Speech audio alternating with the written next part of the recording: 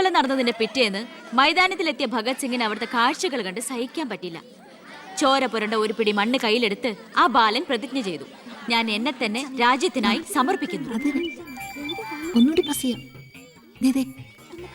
എന്താ അവിടെ നോക്കട്ടെ, എവിടുന്നത് ചോദിച്ചാടില്ലേ? അന്ന് കണക്ക് സാറിനെ വെട്ടിക്കൊല്ലാൻ വന്നില്ലേ, അയാളുടെ കയ്യിൽ നിന്ന് തെറിച്ചു പോയതാ. സർ, ഇതാണ് ആ ഫോൺ. പ്രസാദ് കൊല്ലപ്പെട്ട സമയത്ത് പ്രതിയിൽ നിന്ന് നഷ്ടപ്പെട്ടതാണത്. സർ, പ്രസാദ് കൊല ചെയ്യപ്പെടുന്നതിന് മുമ്പ് ഈ ഫോണിൽ നിന്നുള്ള ലാസ്റ്റ് ഔട്ട് ഗോയിങ് കോള് മന്ത്രി ബാലഗംഗാധരന്റെ ഫോണിലേക്കായിരുന്നു. റിമാൻഡിൽ കഴിയുന്ന പ്രതിയെ വീണ്ടും ചോദ്യം ചെയ്തപ്പോ മന്ത്രിയുടെ പങ്കിനെ കുറിച്ച് വ്യക്തമായ സൂചന ലഭിച്ചിട്ടുണ്ട് സർ. അത് മാത്രമല്ല സാർ, മണിമലയാർ ഡാം അഴിമതി കേസിൽ 2 വട്ടം നോട്ടീസ് അയച്ചിട്ടും മേനോ ഹാജരായിട്ടില്ല. തനിക്കിതൊന്നും ബാധയല്ല എന്ന മട്ട മേനോനുള്ളത്. ഇപ്പൊ വാറണ്ട് ഇഷ്യൂ ചെയ്തിട്ടുണ്ട്. എങ്ങനെയാണോ തന്റെ അച്ഛനെ ഇതിൽ നിന്നൊന്ന് രക്ഷപ്പെടുത്തിയെടുക്കുക? അച്ഛൻ ശിക്ഷിക്കപ്പെടണമെന്ന് ലോകത്തൊരു മകനും ആഗ്രഹിക്കില്ല, ഞാനും. പക്ഷെ ആര് കുറ്റം ചെയ്താലും ശിക്ഷിക്കപ്പെടണം സാർ, പ്രത്യേകിച്ച് ജനങ്ങൾക്ക് മാതൃകയാകേണ്ടവർ. ശിക്ഷയിൽ നിന്ന് രക്ഷപ്പെടുമ്പോഴാണ് വീണ്ടും വീണ്ടും തെറ്റുകൾ ചെയ്യാനുള്ള ആത്മധൈര്യം കൂടുന്നത്. ഇത് അച്ഛനെ രക്ഷപ്പെടുത്തലായി നമുക്ക് കണക്കാക്കാം. തെറ്റുകൾ തിരുത്താനും പശ്ചാത്തപിക്കാനുള്ള ഒരു അവസരം. ഒരുപക്ഷെ ഇതിലൂടെ ഒരു മനമാറ്റ അച്ഛനുണ്ടായാൽ. അല്ലേ സാർ? കൂടുതലൊന്നും ഇക്കാര്യത്തിൽ എനിക്ക് പറയാനില്ല.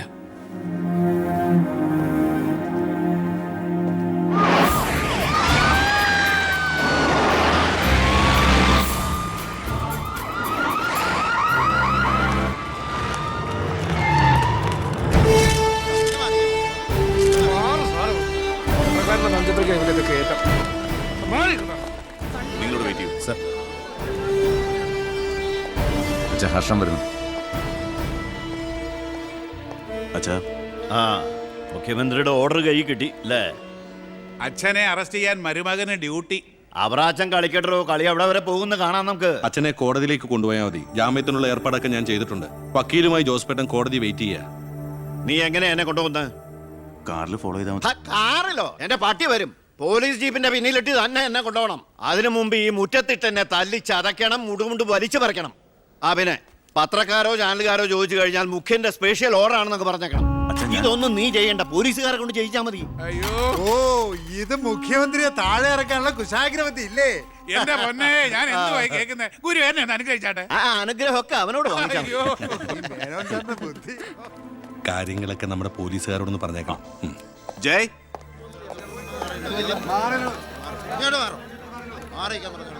പത്രക്കാരും ചാനലുകാരും ഒക്കെ റെഡിയാ. എന്നാ പിന്നെ തുടങ്ങിക്കോ. നടക്കണം സാർ. പിടിച്ച് തള്ളണോ?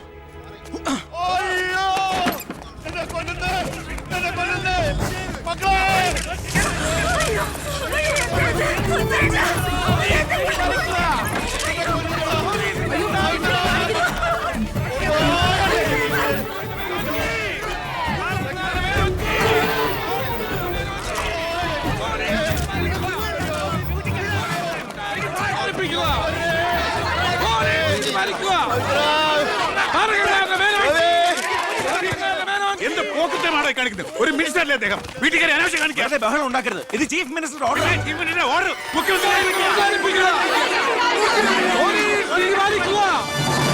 നമസ്കാരം. പ്രധാന വാർത്തകൾ. മന്ത്രി ബാലഗംഗാധര മേനോന്റെ അറസ്റ്റിൽ പ്രതിഷേധിച്ച് കേരളത്തിൽ പലയിടങ്ങളിലും അക്രമങ്ങൾ.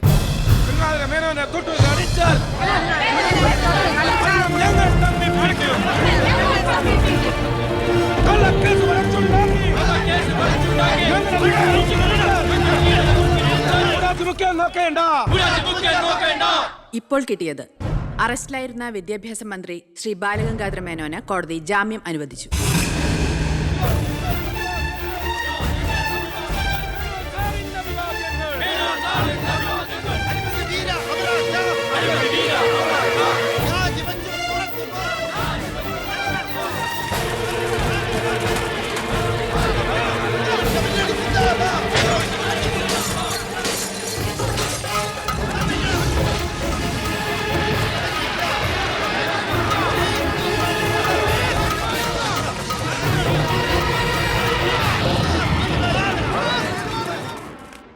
എടോ മേന്നെ, എന്നെ താഴെ ഇറക്കാൻ താൻ കളിച്ച കളി വളരെ ചീപ്പായി പോയി.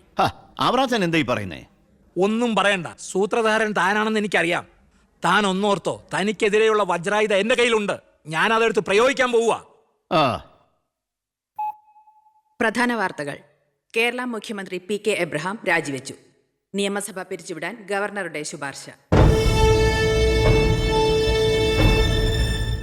അവറാച്ചൻ രാജിവെച്ച് ഒഴിഞ്ഞാ പോരെ, മന്ത്രിസഭ പിരിച്ചുവിടേണ്ട വല്ല കാര്യമുണ്ടോ? പോണ പോക്കിലെല്ലാം തൊലയട്ടെ എന്ന് കരുതി കാണും. ഉത്തരത്തിലിരിക്കുന്ന എടുക്കാൻ പോയി ഇപ്പൊ കക്ഷത്തിരുന്ന പോയില്ലേ? ഞാൻ ഉദ്ദേശിച്ച നാളത്തെ പത്രവാർത്തകളെയാണ്. ഇപ്പോൾ കിട്ടിയ വാർത്ത: കേരള നിയമസഭ പിരിച്ചുവിട്ടു, തെരഞ്ഞെടുപ്പ് ഉടൻ. ഇനിയൊരു തെരഞ്ഞെടുപ്പിനെ നേരിടാനോ മുഖ്യമന്ത്രിയാവാനോ ഞാനില്ല. അതെന്താ? KDF ഭൂരിപക്ഷം കിട്ടില്ല എന്ന് കരുതിയിട്ട്? അല്ല, ഒന്നുകൂടി ആലോചിച്ചിട്ട്. ഇല്ലടോ, എനിക്ക് മടുത്തു. വേണ്ട, ഞാൻ നിർബന്ധിക്കുന്നില്ല. അപ്പൊ പിന്നെ അടുത്ത മുഖ്യമന്ത്രി എന്താ ഇത്ര സംശയം? താൻ തന്നെ. എന്താ? എന്തു പറ്റി? ഒന്നുമില്ല. ഇനി മുഖ്യമന്ത്രി സ്ഥാനത്തേക്ക് പറ്റിയ ഏക നസ്രാണി താൻ മാത്ര. മുഖ്യമന്ത്രി തൊമ്മൻ ചാക്കോ. ഞാനിത് സ്വപ്നത്തിൽ പോലും ആഗ്രഹിച്ചിട്ടില്ല. ഒന്ന് ചുമ്മാ പോടോ. ഞാൻ മാറണമെന്ന് താൻ മനസ്സുകൊണ്ട് ആഗ്രഹിച്ചിട്ടില്ലടോ തനിക്ക് മുഖ്യമന്ത്രി ആവാൻ. ഞാനോ? എന്താ ഈ പറയണേ? Excuse me sir. വാ വാ വാ. എന്തിനാ സാർ എന്നെ അത്യാവശ്യമായിട്ട് വിളിപ്പിച്ചത്? സന്തോഷമുള്ള ഒരു കാര്യം പറയാനാ വിളിപ്പിച്ചത്. പറയട്ടോടോ. തന്നെ ചിറ്റാരിക്കര മണ്ഡലത്തിലെ സ്ഥാനാർത്ഥിയാക്കണമെന്ന എല്ലാവരുടെയും താല്പര്യം. എന്താ?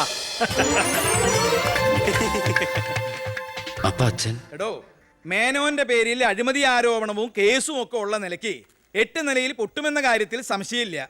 നമ്മുടെ മുന്നണിക്ക് ഭൂരിപക്ഷം കിട്ടുമെന്ന് ഉറപ്പില്ലാത്ത സാഹചര്യത്തിൽ ഒരു സീറ്റ് കളഞ്ഞു കുളിക്കാൻ പറ്റില്ല. താൻ ഒന്നുകൊണ്ടും പേടിക്കണടോ, താൻ ജയിക്കും. വർക്ക് തുടങ്ങിക്കോ.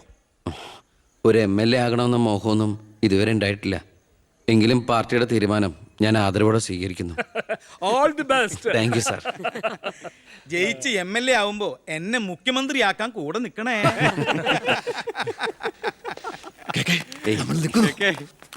ഞാൻ ജീവിച്ചിരിക്കുമ്പോ ചിറ്റാരിക്കര മണ്ഡലത്തിൽ പുതിയൊരു സ്ഥാനാർത്ഥിയെ കുറിച്ച് ചിന്തിക്കേണ്ട കാര്യമില്ല. അത് നടക്കില്ല. കഴിഞ്ഞ 25 കൊല്ലമായിട്ട് ഞാൻ MLA ആയിരുന്നു, മന്ത്രിയായിരുന്നു. പക്ഷെ ജനത്തിന് ഇപ്പൊ തിരിച്ചറിവ് വന്നു തുടങ്ങി. എന്നെ ഓരോ സീറ്റും വിലപ്പെട്ടതാ. വാശിപ്പുറത്ത് അത് വെറുതെ പാഴാക്കി കളയരുത്. പോടാ അവിടുന്ന്. എനിക്കെതിരെ ഇതിലും വലിയ ആരോപണങ്ങൾ ഉണ്ടായിരുന്ന കാലത്തും കേരളം മുഴുവൻ ജനപക്ഷ തരംഗം ആഞ്ഞടിച്ചിട്ടും വൻ ഭൂരിപക്ഷത്തോടെ വിജയിച്ചവനാ ഈ ബാലഗംഗാധരൻ. ഇന്നിപ്പം പുളിച്ച പൗരധർമ്മം വിളമ്പുന്ന ഈ തൊമ്മിച്ചടക്കം പലരും അന്ന് തോറ്റു തുന്നം പാടി ചരിത്രം മറക്കണം. ഞാൻ തോറ്റത് നിങ്ങളുടെ ഗ്രൂപ്പ് കാലുവായതുകൊണ്ടാണ്. വേറെ ആരും അല്ലല്ലോ മേന്നെ, തന്റെ മകനല്ലേ സ്ഥാനാർത്ഥി. കൊള്ളാം. അവറാച്ചന്റെ 18ാമത്തെ അടവ് കൊള്ളാം. അച്ഛനെതിരായി മകനെ വെച്ച് കളിക്കുക. ഇതേ പിള്ളേര് കളിയല്ല. ജനപക്ഷത്തിന്റെ സ്ഥാനാർത്ഥി നിസാരക്കാരനല്ല. എന്തൊക്കെ പറഞ്ഞാലും മുഖ്യമന്ത്രി രാജിവെക്കുന്ന കാര്യമല്ല. പിന്നെ ചിറ്റാരിക്കര മേനോൻ സാറിന് തന്നെ വേണം. അതൊഴികെ മറ്റെല്ലാ സ്ഥാനാർത്ഥികളെയും നമുക്ക് അംഗീകരിക്കാം. പക്ഷേ മേനോൻ സാറിനെ മാറ്റി നിർത്തിക്കൊണ്ടുള്ള ഒരു ഒത്തുതീർപ്പിനും ഞങ്ങൾ ആരും തയ്യാറില്ല. അതെ, മേനോനെ സ്ഥാനാർത്ഥിയാക്കിക്കൊണ്ടുള്ള ഒരു ഒത്തുതീർപ്പിന് ഞങ്ങൾ നേരല്ല. പാർട്ടി പുലർത്തി പോകാൻ നിന്നവരവര് തെരഞ്ഞെടുപ്പ് പെട്ടെന്ന് വന്നപ്പോ ഇവിടെ തന്നെ കൂടി. ഈ മുന്നണി വിട്ടു എന്നാൽ പൂ വിട്ട് സ്വീകരിക്കും ജനപക്ഷ മുന്നണി. എന്റെ ഗ്രൂപ്പിന് KDF കിട്ടുന്നതിനേക്കാൾ കൂടുതൽ സീറ്റ് കിട്ടുകയും ചെയ്യും. ദിവാകര, ഇനി ഇവിടെ നിൽക്കണ്ട, പാടോ പോകാം. അയ്യേ, നിങ്ങൾ ഇവിടെ ഇരിക്കി. ആരെങ്കിലും എന്തെങ്കിലും തമാശ പറഞ്ഞു വെച്ചാൽ അത് കാര്യാക്കുക. ചിറ്റാരിക്കരയിൽ മേനോൻ തന്നെ സ്ഥാനാർത്ഥി. അപ്പം നമ്മൾ ഗ്രൂപ്പെല്ലാം മറന്ന് തെരഞ്ഞെടുപ്പിനെ ഒറ്റക്കെട്ടായി നേരിടും. ഇനി എല്ലാവരും ഒന്ന് കൈയടിച്ച് പാസാക്കി.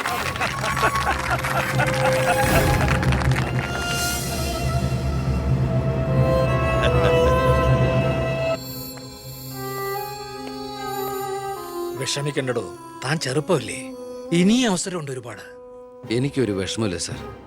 ഒരു MLA ആകാൻ വേണ്ടി വ്രതം നോറ്റെടുക്കുന്ന ഒരാളല്ല ഞാൻ. അധികാരത്തിന്റെ അപ്പകഷ്ണം കിട്ടാൻ ചെയ്തു കൂട്ടിയ നെറുകേടുകളൊക്കെ പരസ്പരം മറക്കും, എല്ലാം പൊറുക്കും, എല്ലാവരും ഒന്നാക്കും.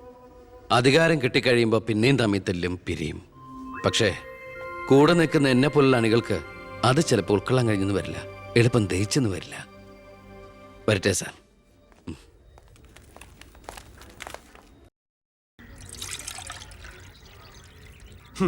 പാർട്ടി പോകാൻ പറ.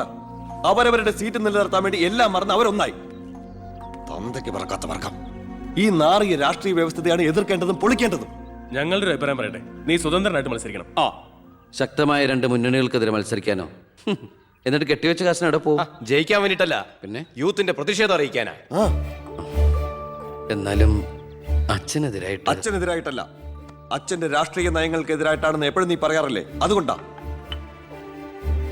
പോലീസുകാർക്ക് രാഷ്ട്രീയം പാടില്ലെന്നാ. എങ്കിലും ഒന്ന് പറയാം, ഞാൻ ഇവരുടെ അഭിപ്രായത്തോട് പൂർണ്ണമായി യോജിക്കുന്നു. എന്താടോ, മത്സരിച്ചുകൂടെ?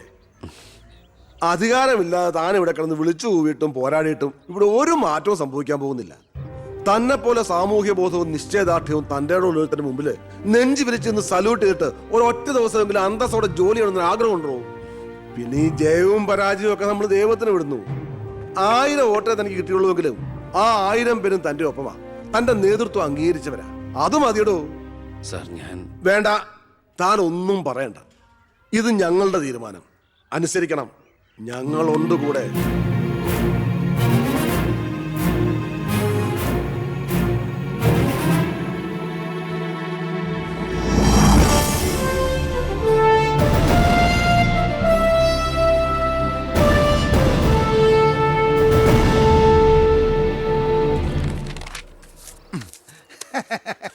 ഒരുപാട് തെരഞ്ഞെടുപ്പുകൾക്ക് ഞാൻ പോസ്റ്റർ ഒട്ടിച്ചിട്ടുണ്ട്. ഭയങ്കര രാശിയുള്ളവനാ ഞാൻ. ഞാൻ പോസ്റ്റർ ഒട്ടിച്ച ഒരു സ്ഥാനാർത്ഥിയും ഒരു ഇലക്ഷൻ ഇന്നേ വരെ ജയിച്ചിട്ടില്ല.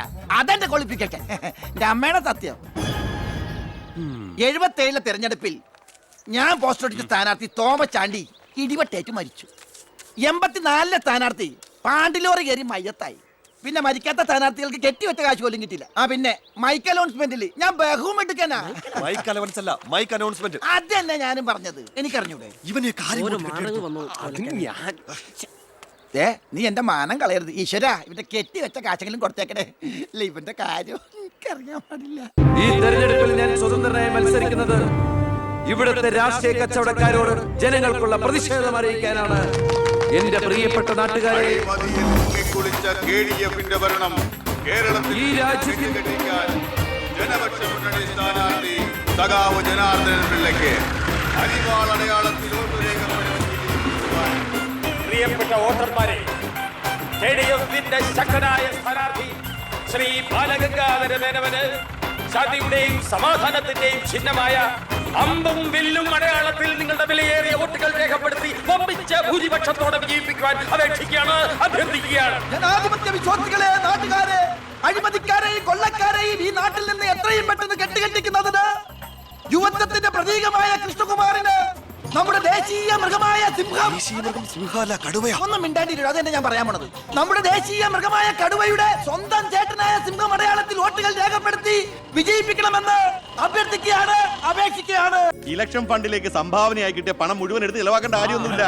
അല്ലാതെ തന്നെ അച്ഛൻ ജയിക്കും, ഉറപ്പാ. അത് ശരിയാ. ഇനി അഥവാ തോറ്റാ തന്നെ ആ പണം എന്തെങ്കിലും സൈഡ് ബിസിനസിന് ഉപകരിക്കും. പിസ കച്ചവടോ കുഴൽ പണമോ. തോൽവി എന്ന വാക്ക് എന്റെ ചരിത്രത്തിലില്ല. സ്കൂളിൽ പോകാത്തോണ്ട് അവിടെയും തോറ്റിട്ടില്ല. ഞാൻ ഉദ്ദേശിച്ച എന്നെ തന്നെയാ. വന്നല്ലോ എതിർകക്ഷി. അയ്യോ, ദേ അങ്ങോട്ട് കൊടുക്കടി. വോട്ട് ചോദിച്ച് തെണ്ടി തിരിഞ്ഞ് ക്ഷീണിച്ചു വന്നിരിക്കുക. കുടുംബത്തിന് മാനക്കേടുണ്ടാക്കാനും പത്രക്കാർക്ക് കഥകൾ ഉണ്ടാക്കാനും കോമാളി വേഷം കിട്ടി ഇറങ്ങിയിരിക്കുക. സംശയമുണ്ടോ? കഷ്ടാൽ കഷ്ടം. അച്ഛനെ കിട്ടേണ്ട കുറച്ച് വോട്ടുകൾ പിടിക്കുമായിരിക്കും, എന്നിട്ട് ജയിക്കൂ. അതുമില്ല. അതുകൊണ്ട് ആർക്കാ നേട്ടം? ജനപക്ഷ മുന്നണിക്ക്. യവൻ കാരണം ആർക്കും ഒരു ഗുണം കിട്ടില്ല.